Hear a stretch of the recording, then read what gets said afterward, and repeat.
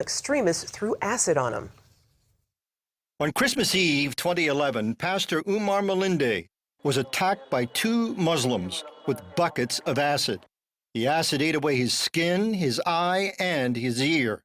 He now wears a special pressure mask to aid the healing process. My conversion from Islam and my love and promotion of the love of Israel in my community touched the people on the other side to haunt me and to hunt me for a kill. Malinde was raised as a Muslim and hated Israel. He knew if he deserted Islam, he could be killed, but he had a dream that changed his life. Was it a vision you had or a dream? It's a dream sleeping. I was in the midst of fire crying, but I saw that many of the people who were with me in this fire were the fellow Muslims we go with in the mosque. But as I was crying at the climax of the scene, somebody shining stood on the right side and told me that Islam is leading you to this torture. Repent, be born again, you shall survive. Instead of believing in Jesus, Malinde prayed Muslim prayers against bad dreams, but it didn't work. And after that, I went back to my place, and the dream came again. The following day, I took myself to the church, and I gave my life to Jesus. Malinde became a successful evangelist, winning other Muslims to the Lord. He later founded Gospel Life Church in Kampala, Uganda, where 30% of more than their 1,000 members are ex-Muslims. He also came to love Israel and brought others to visit the Holy Land. Your former friends and your brothers in Islam must have hated you.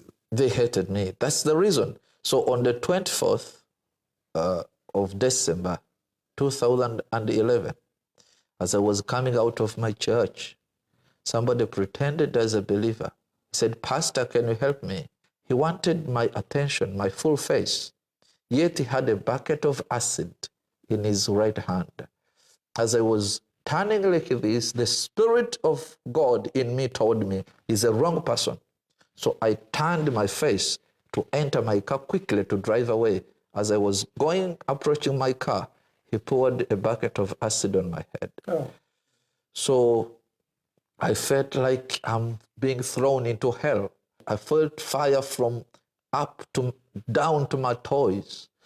And I was like, something is cooking me. And they shouted, Allah Akbar, Allah Akbar, Allah Akbar. 3 times. I realized that I have fallen into the ambush of Muslim terrorists. Malinde was rushed from one hospital to another, first in Uganda, then in India, and finally Israel. It was a deep, very deep and very severe burn to the face, ear, and eye. I spoke with Dr. Joseph Hike, head of the burn center at Sheba Medical Center, Tel Shomer Hospital. Because it was 2 weeks old, we had to wait and see that our cleansing was good enough or sufficient. And then in the second stage, we ordered skin substitutes. We reconstructed the face, obviously in association with his own skin grafts. This is a man from Uganda, Mm-hmm. and here we are in Israel.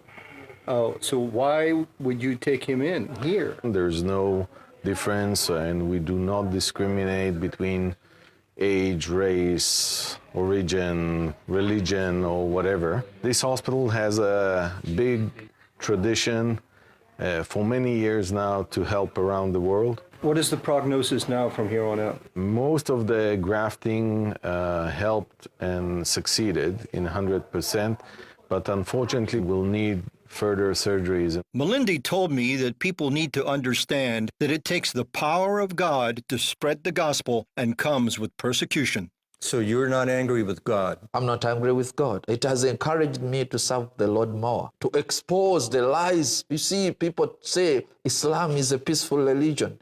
But if you say that Islam is peaceful, look at me. Yes. I am the true picture of what Islam is all about. But they say there are radical elements and there are good elements, peaceful elements in Islam as well. But that's not practical because these radical people, they read what they read from the Quran. And whenever a Muslim does not like something, everywhere in the world people know, they will demonstrate on the street. If not killing ambassadors, they will burn the houses and everything. Melendez says Islam wants to rule the world, and terrorists take their inspiration from verses in the Quran. This verse says, فَقَتِلْهُمْ حَتَّى لَا تَكُونَ فِتْنَةً وَيَكُونَ دِينَ اللَّهِ. Which means, Kill, fight, and kill those non-Muslims until when there is no any other except the religion of Allah.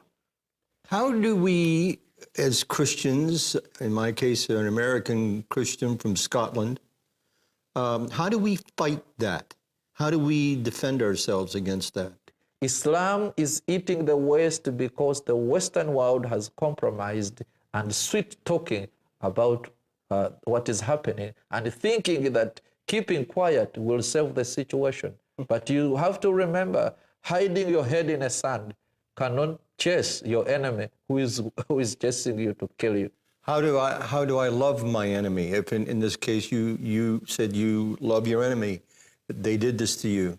The best way to love your enemy, in this case, to love the Muslims, is to preach the gospel of Christ to them. If we take the gospel to them, at whatever cost, we are loving them.